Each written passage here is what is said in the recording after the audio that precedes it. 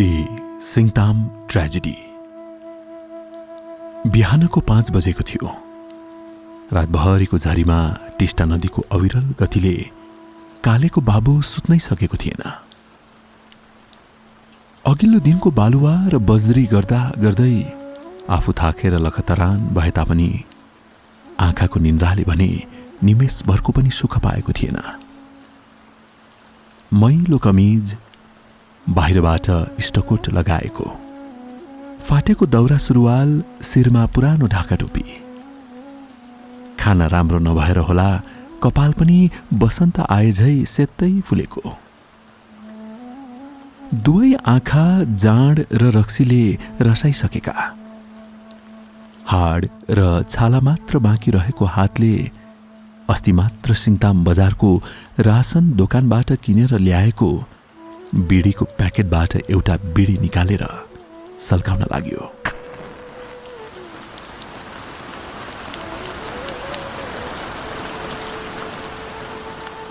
त्यस बेलासम्म पनि झरी थामिएकै थिएन। अहो, आज पनि यसले काम गर्नु नदिने पर्यो होइन?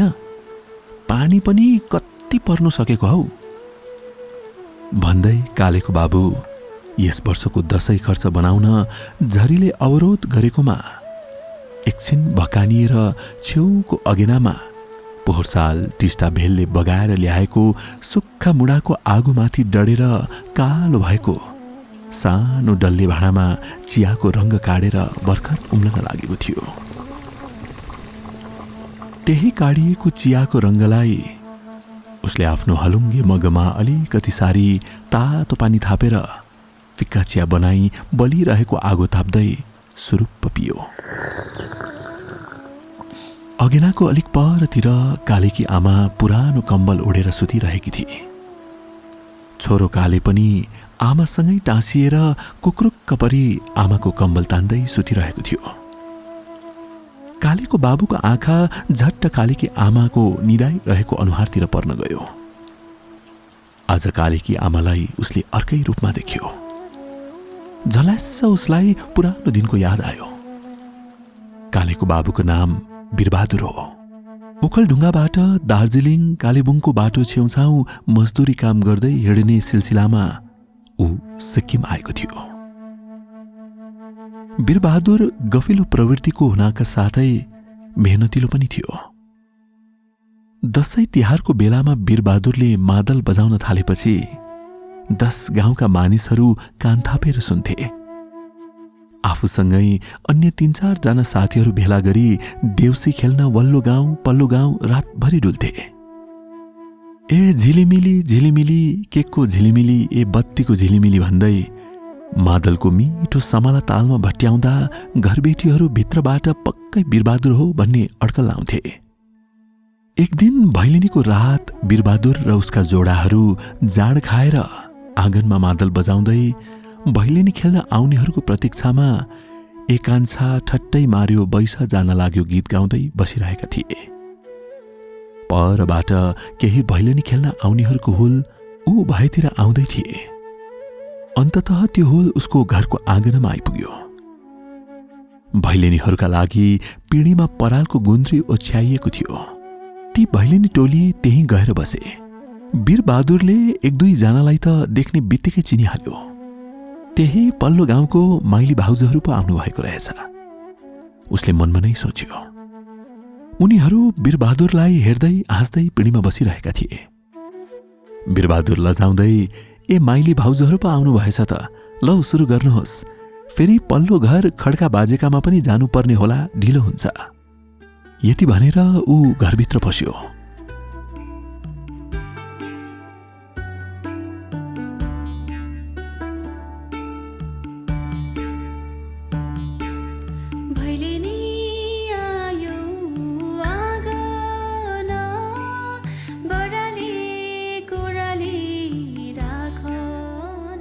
बाहिर पिँढीमा भैलेनी गीतको गुन्जन सुनिन थाल्यो। भैलेनी आइन आगन बडारी कुराडी राखन, हे औँसीको दिन गाई तिहारो भैलो। आज सारा गाउँ नै उज्यालो छाएको थियो। चारैतिर झिलिमिली दियो, र सयपत्रीले घर आँगन सजिएका थिए। तर उसको मनमा ती भर्खरै भैलेनी खेल्न आउने माइली भाउजूको छेउमा बस्ने को होला भन्ने कुराले सताइरहेको थियो। आज उसले आफ्नो गाउँमा नयाँ मान्छे देखेको थियो।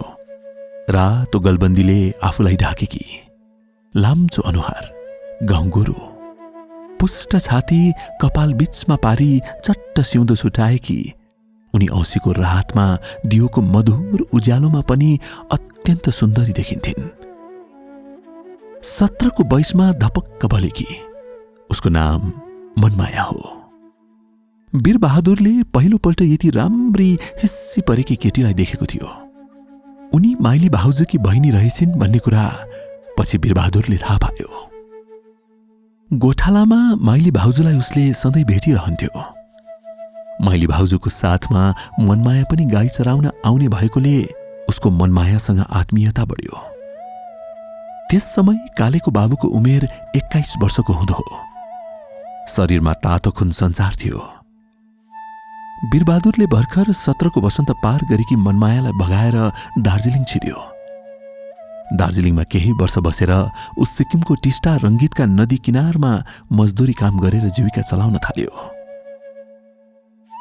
आज 20 वर्षपछि कालेको बाबुलाई ती बितेका दिनहरू झलझली आँखा सामु नाच्न थाले। पुराना काठको बाकल, प्लास्टिक र तोत्रो अलकत्रेको कालो खिया परेको टिनको पब्लेटाले बारेको झुत्रो डेराका 4 कुनाभरि कालेकी आमासँग तरुणा अवस्थामा बिताएका दिनहरू एक्कासी दृश्यमान भएर देखा पर्न थाले। एकछिनपछि ऊ झसङ्ग भयो। छेउमा सुतिरहेकी कालेकी आमालाई हातले झकझकाउँदै, ओ कालेकी आमा, होइन कतिसम्म सुत्न सकेको हौ? बिहान भयो, छिटो उठ। आज तल्लो बगरमा अलिकति भए पनि बलुवा निकालिराख्नुपर्छ। अस्तिको कम्पनी गाडीले फेरि एक गाडी यस्तै मीन बलुवा निकाली मागेको छ। छिटो गर, भरे सबै मान्छेहरू त्यही थुप्रिन्छ अनि खान्छेस तेरो बाउको धन। कालेको बाबु टोक्रे, बेल्चा, डोरी र सेतो र पहेँलो रङ्गको 2-4 वटा पुरानो सिमेन्टको बोरा भेला पार्न थाल्यो। कालेकी आमा भर्खर तङ्ग्रिँदै गरेको बाछा जस्तै जुर्मुराउँदै आङ तानेर कालेलाई साथमा लिई नजिकैको बगरमा हातमुख धुन मात्र सुरु गरेकी थिए। कालेको बाबु, होइन के साह्रो ढिलो गरेको हौ? ढिलो हुने आशंकामा माथिबाट कम्मरमा हात लगाएर रिसले मुरमुराउन थाल्यो। टिस्टा नदीको चिसो पानीलाई अन्जुलीभरि उठाएर कालेकी आमाले आँखाको बिचमा मार्न एक अन्जुली पानी अनुहारमा छ्याप्प हाली।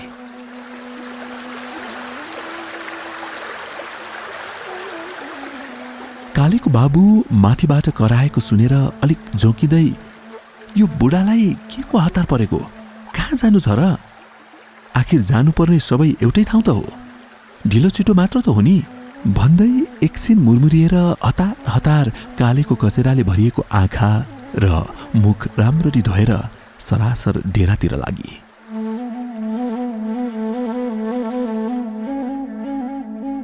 डेरामा आउँदा कालेको बाबुले बेलुकीको बासी भात तेल र जिरासँग भुटेर खानालाई तयार भएको थियो। उसका आँखामा सङ्घर्षका घेराहरू स्पष्ट देखिन्थे। कालेकी आमाले त्यो भर्खर भुटेको भात 3 वटा पुराना सिल्वरे थालमा पस्केर हरियो खोर्सानीसँग खाइवरी तल्लो बगरतिर झारे। तल्लो बगर आज बलुवा, गिटी कुट्ने, बज्री निकाल्ने 2-3 वटा कम्पनी गाडीहरूले भरिएको थियो। कालेको बाबु सिकारी झै आफूले चाहेको जग्गाहरू नियाल्न थाल्यो। अलिक परतिर सानी कान्छीले, भाउजू यता आउनुहोस् त, यहाँ राम्रो ठाउँ छ भनेर बोलाई। कालेकी आमाले, लौ हामी त्यतातिर नै आयो है भनेर कालेको बाबुलाई पछाडि लगाएर सानी कान्छी भएतिर लागि। सानी कान्छीको वास्तविक नाम दिलमाया हो, तर सबैले उसलाई सानी भनेर बोलाउने गर्थे। सानैमा आमा गुमाएकी दिलमाया आफ्नो बुढो बाबुको सहारामा दार्जिलिङबाट सिक्किम पसेको धेरै वर्ष भएको थियो। दिलमाया साह्रै मेहनती थिए। खोलाको बगरमा कहिले गिटी कुट्थी, कहिले बालुवा बोक्थी अनि साँझ परेपछि भेलले बगाएर ल्याएको सुक्खा दाउरा मुढाहरू भेला गरी बेलुकी खाना सब्जी बनाएर आफ्नो बुढो बाबुको सेवा गर्थे। भाउजू, आज किन ढिलो? कि दाजुले रातभरि सुत्न दिएन कि कसो? सानी कान्छीले आफ्नो वाक्य टुङ्गाउन नपाई कालीकी आमाले, छ्या, कस्तो कुरा गर्दो रहेछ यो मोरी त। हिजो राति छटपटी परेर पो तेरो बाजे सुत्नै नसकेको भन्दै कुनै निर्दोष व्यक्तिले वकिललाई बयान दिए झै गरी उसले भनिहाली। यतिकैमा खै कुन्नी है बाउजू, बुढाबुढीको रात त इत्रिएर नै कट्छ भन्छन्। मलाई त शङ्का लाग्छ है, सानी कान्छीले हाँस्दै भनी।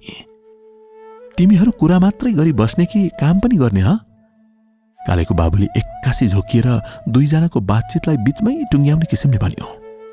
नन्द भाउजू चुप भए। कालेको बाबु अलिक रिसाहा, कम बोल्ने प्रवृत्तिको मानिस हुनाले सिङताम बगरका प्राय सबै मानिसलाई उनको यस प्रवृत्तिसँग परिचय भइसकेको थियो।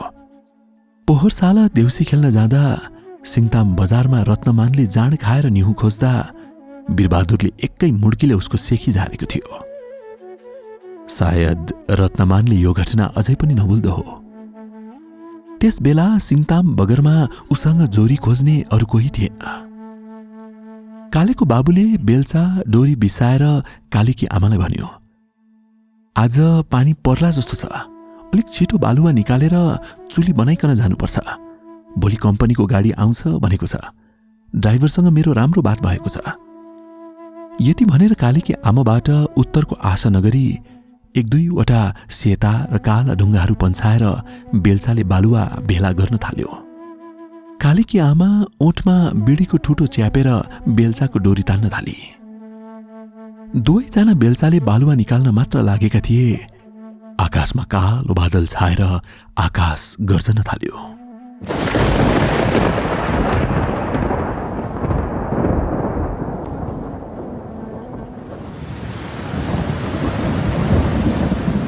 बिजुली चम्कन थालेपछि पक्कै यो झरीले बिगार्छ है आज राति, कालेको बाबुले भन्यो।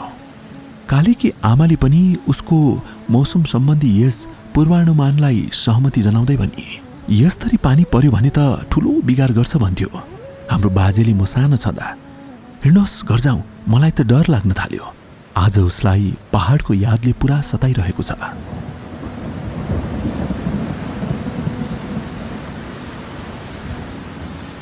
एकपटक कालीकी आमाको अनुहारमा हेर्दै कालेको बाबुले भन्यो, होइन, के बच्चा जस्तो कुरा गरेको यसले? चुपचापले डोरी तान्न, हामीलाई केही हुँदैन। तपाईको पो मर्दको मुटु छ, कठोर छ। तर म त नारी हुँ, आमा हुँ। मलाई कति चिन्ता हुन्छ तपाईलाई के थाहा? कालेकी आमाको निर्दोष आँखाबाट आँसु बग्न थालिसकेको थियो।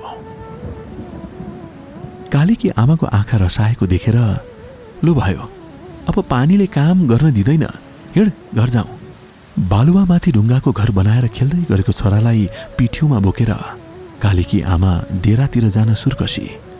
कालेको बाबुले बगरमाथिको ऐँसिलो घारीमा बेल्चा र डोरी छोपेर राख्दै कालेकी आमालाई, तिमी घर जानु, म बजारबाट मासु लिएर आउँछु भनेर सरासर बजारतिर लाग्यो। रातको 8:30 बजेतिर कालेको बाबु हातमा कुखुराको मासु लिएर आइपुग्यो। कोदोको जाडले त्यो सानो संसारभरि नै दुर्गन्ध छायो। कालेकी आमाले नाक घुम्च्याए। तर यसपालि पनि कालेको बाबुले झगडा गर्ला भन्ने डरले ऊ केही बोलिन। कालेकी आमा सानो कराईमा मासु राम्ररी धोएर पकाउन थाली। कालेको बाबुले एक कुनामा बसेर यो सब दृश्य एकहोरिएर हेरिरहेको थियो। आज कालेको बाबुको मनमा शान्ति छैन। उसका लागि यो ठाउँ बिरानो झै लागिरहेको थियो। कोदोको जाडले पनि उसको बेचेनीलाई जित्न सकिरहेको थिएन। अशान्त भावमा कालेको बाबुले अगेनामा मासु पकाइरहेकी कालेकी आमालाई भन्यो, सुन त, किन आज मलाई त्यसै मनमा अशान्ति भइरहेको छ। मान्छे मर्ने दिनमा पो यस्तो हुन्छ भन्ने सुनेको थिए त हौ। मलाई पनि अघि बाटोमा फर्कँदा यस्तै भएको थियो। किन डेरा फर्किनु पनि मनै लागेको थिएन। खै किन हो, यो डेरामा रात काट्नै मन लागेको छैन आज। जानु पनि कहाँ जानु? पहाडमा भए त माइली फुपूकोमा जाने थिए नि। यहाँ त कसकोमा जानु? कसले दिन्छ र हामीलाई बास? कुनै यो नराम्रो हुने संकेत त होइन के? कालीकी आमा डराए झै लागेर सान्त्वना दिने भावले कालीको बाबुले भन्यो, भयो, अब कुरा नगरौं, केही हुँदैन हामीलाई, जे पर्ला त्यही टर्ला। मासु पाक्यो भने भात खाउँ, काले पनि भोकै छ। कालीकी आमाले पनि हुन्छ भनेर भात पस्किन लागि। तीनैजना परिवारले खाना खाए। सबै जुठो चुलो गरिसकेर कालेको बाबु ओछ्यानमा मात्र ढल्केको थियो, पानी नौ धुर्को पर्न थाल्यो।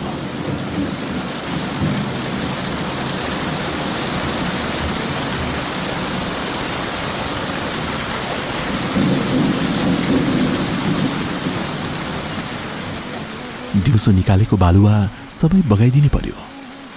यो झरीले पनि कतिसम्म दुःख दिन सकेको होला, उसले मनमा नै सोच्यो। कालीकी आमा र छोरा निदाइसकेका रहेछन्। कालेको बाबु मनमा कुरा खेलाउँदा खेलाउँदै कत्तिखेर सुतेछ थाहै पाएन।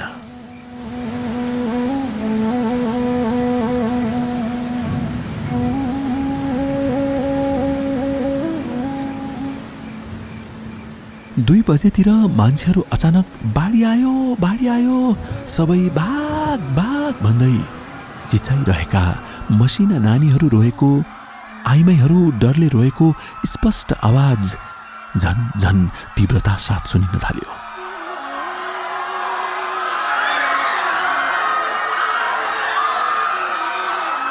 कालीको बाबुको आँखा खुल्यो र हस्याङ पस्याङ निन्द्रा सरी बाहिर निस्केर हेर्यो।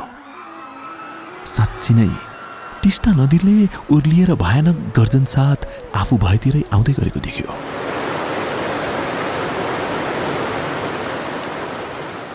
त्यो निष्पट अन्धकारको भेलमा कालीको बाबुले साक्षात आफ्नो मृत्युलाई देख्यो। अब मरिने रहेछ क्या र भनेर भित्र पसी कालीकी आमालाई बिउझाउन हात मात्र के लम्काएको थियो, अचानक डेरा ढलेको मात्र देख्यो। तीनैजना परिवार टिस्टा नदीको अन्धकार भेलमा सम्मिलित हुन पुगे।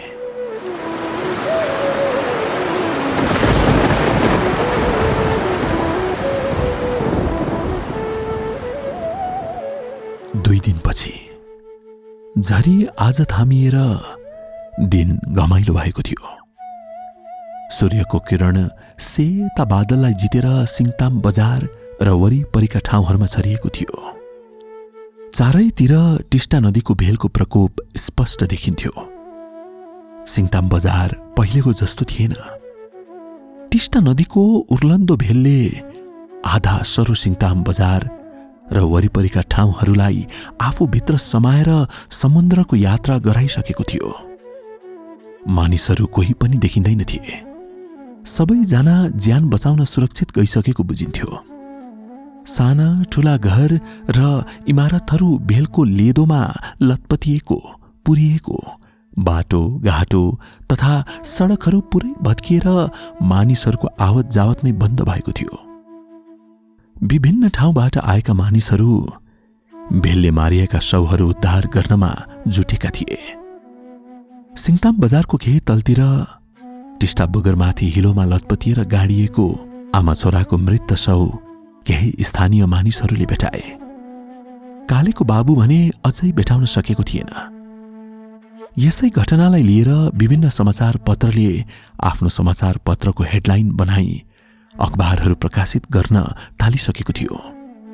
आकाशवाणी गान्तोकबाट साँझ दैनिक 6:40 को प्रादेशिक समाचारमा समाचार वाचकले यसरी समाचार प्रसारण गर्यो।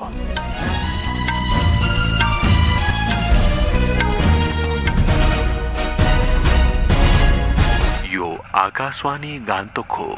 अब समाचार सुन्नुहोस्। सिक्किमका आपदा प्रभावित क्षेत्रहरूमा फँसेका मानिसहरूको उद्धार प्रक्रिया द्रुत गतिमा चलिरहेको छ।